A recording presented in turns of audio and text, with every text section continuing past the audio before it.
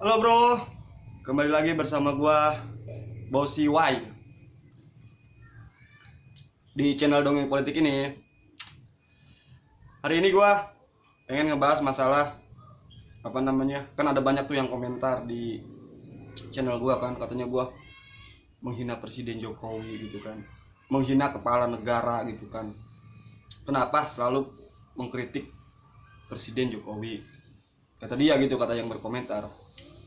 Sekarang gini bro ya, gua sendiri gitu kan, prinsip gua gitu ya, ini bicara prinsip gua gitu kan, semua orang, iya kan, lu tanya siapapun itu pasti cinta terhadap Pak Jokowi gitu, secara tubuh manusianya, iya kan, orang-orang tuh pasti cinta gitu loh sama Pak Jokowi gitu kan, sebagai manusia gitu. Apalagi agama gua ngajarin Ar-Rahman Ar-Rahim gitu kan, sesama manusia itu harus kasih sayang gitu kan.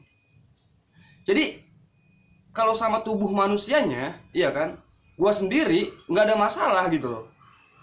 Dan semua orang pun pasti nggak ada masalah gitu. Yang gua kritik itu bukan tubuhnya, bukan orangnya, iya kan, bukan manusianya, bukan, tapi kebijakannya gitu. Karena kan presiden itu kan dia punya wewenang, iya kan, punya wewenang untuk mengatur seluruh yang ada di negara ini kan gitu. Jadi yang dikritik itu kebijakannya. Kan kebijakan itu adalah hasil daripada apa yang dipikirkan, apa yang di dalam otak gitu. Jadi kalau ada orang yang bilang katanya menghina presiden gitu kan, itu sebenarnya bukan menghina presiden, bukan. Kita harus belajar bisa bedain gitu loh. Mana menghina, mana mengkritik, mana nyinyir gitu kan.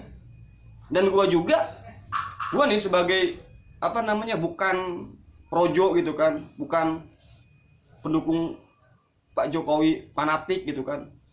Gue juga nggak setuju kalau ada orang yang menghina Pak Jokowi gitu kan, Presiden Republik Indonesia. Gue juga jengkel gitu kan. Kan kemarin lu tahu kan yang ada yang ngedit Pak Jokowi, fotonya lah diganti Firaun gitu kan, terus dikatain Bung Deso kurus. Itu gue juga jengkel bro, karena gue pikir kan, orang gimana otaknya gitu kan.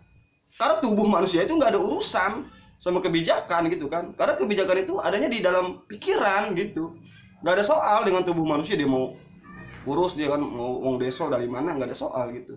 Cuman terkadang kebanyakan orang salah kaprah gitu dalam menilai lawan politik gitu kan. Gue sendiri nggak ada soal gitu loh, gitu kan. Mengkritik itu adalah yang dikritik kebijakannya, karena itu menyangkut paut kita sebagai rakyat kan gitu. Kan kita kan katanya negara kita adalah negara yang berdemokrasi kan gitu, iya kan. Demokrasi itu kan artinya dari rakyat ke pemerintah, dari pemerintah kepada rakyat gitu. Makanya rakyat kasih kritik, iya kan, rakyat kasih kritik, terus pemerintah mendengar kritikan rakyat, iya kan, tentang kebijakan, lalu pemerintah dibalikin lagi tuh ke rakyat gitu kan, dari segi pembangunan misalnya infrastruktur gitu kan, dan lain-lain sebagainya. Itu fungsi kritik di dalam demokrasi, itu udah biasa gitu. Nah, jadi kalau ada yang bilang gua suka menghina presiden, gua nggak pernah menghina presiden. Lu video-video gua lihat aja, nggak ada gitu. Karena gua juga jengkel kalau ada yang menghina tubuh presiden, gua aja jengkel gitu loh. Karena bagi gua nih, orang nggak ngerti apa dia cara bedain mana kritik mana menghina kan gitu, iya kan. Gua kalau masalah tubuh manusia ya, semua orang itu cinta bro, iya kan, kepada presiden, semua orang gitu. Karena agama manapun, karena kita adalah negara yang berideologi gitu kan, itu diajarkan untuk kasih sayang terhadap sesama manusia kan gitu. Kenapa rakyat mengkritik gitu kan. Kan sebetulnya yang mesti mengawasi kebijakan pemerintah itu kan DPR gitu kan. Karena dalil DPR dibuat dari awal adalah untuk memepet kebijakan penguasa kan gitu. Tapi kalau dilihat sekarang sih gua pesimis gitu kan kalau ngelihat DPR sekarang gitu kan, bahkan yang kemarin juga gitu. Jadi kita harus belajar, iya kan, bedain mana kritik, mana menghina, mana nyinyir, kan gitu ya. Jadi gue bikin video ini gitu kan karena ya kan namanya gue juga manusia gitu kan, kadang-kadang jengkel gitu kan, ada orang komentar sering di video gue gitu kan, kenapa katanya gue menghina presiden. Kata gue, mana gue kapan gue menghina presiden gitu kan. Jadi gue kadang-kadang gue juga suka jengkel gitu kan gitu. Nah apalagi kemarin apa namanya Menteri Pendidikan Budaya siapa, Kemendikbud itu, Nadiem Makarim bilang katanya nggak perlu, jadi mahasiswa, murid-murid ya kan, siswa sekolah nggak perlu menghafal kata dia gitu. Jadi anak-anak sekarang nggak boleh menghafal pelajaran gitu kan kata dia. Berarti Pancasila juga nggak perlu dihafal gitu. Padahal zaman gua sekolah SD dulu kan, itu yang namanya Pancasila, GBHN, itu harus diapalin gitu.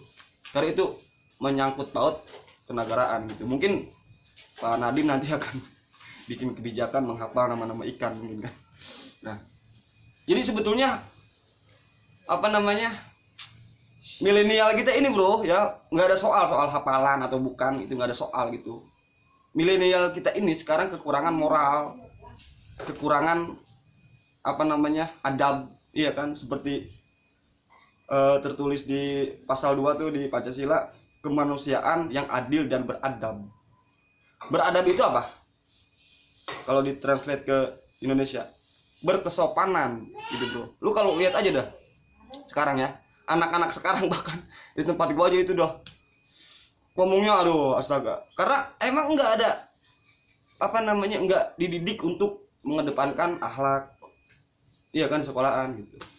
Jadi buat Pak Nadiem gitu kan, anak muda sekarang itu bukan krisis apa namanya, hafal menghafal, iya kan, terus nggak efektif segala macam gitu kan. Anak muda sekarang itu kekurangan apa namanya, akhlak, kekurangan adab, anak zaman sekarang ya gitu. Jadi itu harus diterapkan gitu kan. Karena gua ngelihat gitu kan di komentar gitu kan, kalau komentar itu gua anggap pasti itu anak-anak milenial gitu. Nah jadi gitu bro ya, ini hanya apa namanya, kejengkelan gua aja sih gitu kan, karena ada banyak sekali orang yang nggak paham gitu kan tentang kritik, menghina, nyinyir ya dan segala macam gitu. Yaudah bro, udah.